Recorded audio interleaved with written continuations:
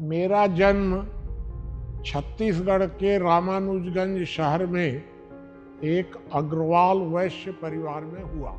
12-13 वर्ष की उम्र में ही मैं सामाजिक बुराइयों को दूर करने में लगा। मुझे लगा कि छुआछूत बुरी है, जातिवाद बुरा है, और तब वहाँ के ब्राह्मणों ने मेरा खुल करके जब विरोध शुरू किया तो मैं ईसाई बनने लग गया। जब ईसाई बन रहा था तो आर्य समाज के लोगों ने आकर के मुझे रोक दिया और मेरा नाम बजरंग लाल अग्रवाल से पंडित बजरंग लाल कर दिया। मैं ब्राह्मण बन गया, कुछ घरों में पूजा पाठ कराने लग गया। फिर मेरा थोड़ा आकर्षण राजनीति के तरफ हुआ, सोशलिस्ट पार्टी से जुड़ा, वहाँ का चेयरमैन बना, और चेयरमैन नगर पालिका के चेयरमैन बनने के बाद फिर मैं जयप्रकाश जी से जुड़ गया। जयप्रकाश आंदोलन में रहा, 18 महीने जेल में गया। जेल से निकलने के बाद हम लोगों की जब सरकार बन गई तो मैं तो ब्राह्मण था, मुझे कोई पद तो लेना नहीं था, लेकिन मेरा प्रभाव बहुत ज़्यादा था।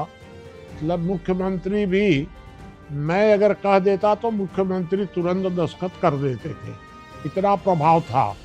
लेकिन 7 वर्ष इतना प्रभाव रहने के बाद भी हम किसी भी प्रकार का कोई बदलाव नहीं कर सके। जब कोई बदलाव नहीं दिखा तो 25 दिसंबर 1984 को मैंने राजनीति पूरी तरह छोड़ दी और संविधान पर विचार मंथन करने लग गया।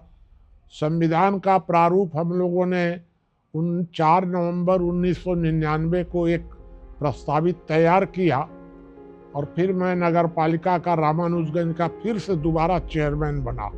वहाँ हम लोगों ने उस व्यवस्था को लागू किया। गांधीवादियों के साथ मेरा बहुत अच्छा तालमेल था और वो व्यवस्था काफ़ी सफल रही। फिर मैं वहाँ से दिल्ली चला गया और दिल्ली जा कर के और लोगों को मैं समझाना शुरू किया कि यही लोक स्वराज्य प्रणाली सबसे अच्छी प्रणाली है। लोग मेरी बात से सहमत हो जाते थे, लेकिन राजनीतिक महत्वाकांक्षा उनकी नहीं छोड़ रही थी और इसलिए करने को तैयार नहीं थे।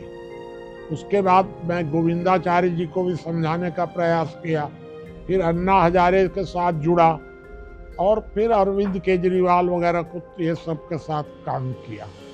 लेकिन जब अन्ना हजारे को अरविंद केजरीवाल ने भी धोखा दे दिया तो फिर मैं निराश हुआ, और निराश होने के बाद मैं फिर ऋषिकेश चला गया और ऋषिकेश में 2 साल रहा।